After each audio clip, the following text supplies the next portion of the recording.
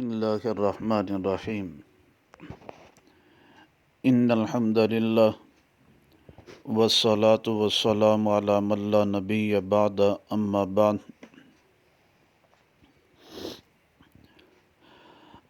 حضرت علی رضی اللہ تعالیٰ عنہ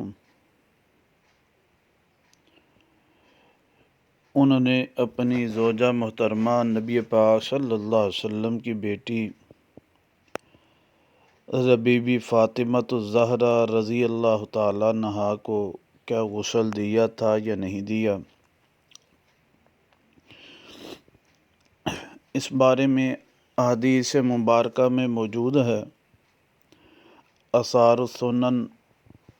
صفحہ نمبر 270 پر یہ روایت مبارکہ ہے کہ اسماء بنت امیس رضی اللہ تعالی عنہا قالت لما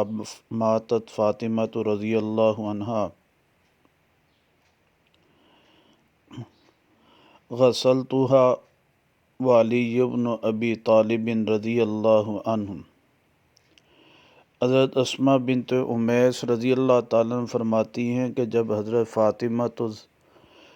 زہرا رضی اللہ تعالیٰ عنہا وفات پا گئیں، میں نے غسل دیا ان کو،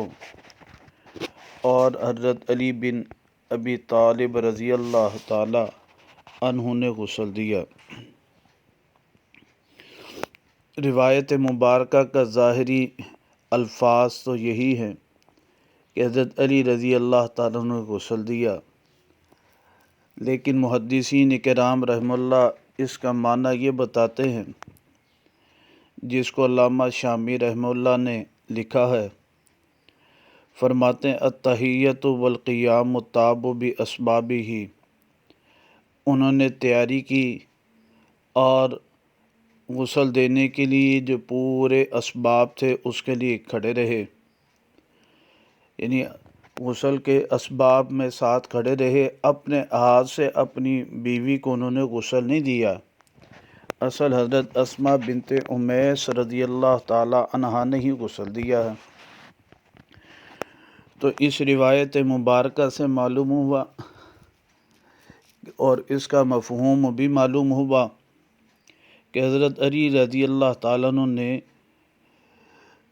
غسل کے سے پہلے تیاری کے لیے جو اشیاء ضرورت تھی وہ مہیا کی تھیں، تو ساتھ یعنی غسل میں شریک ہو گئے تھے اس اعتبار سے۔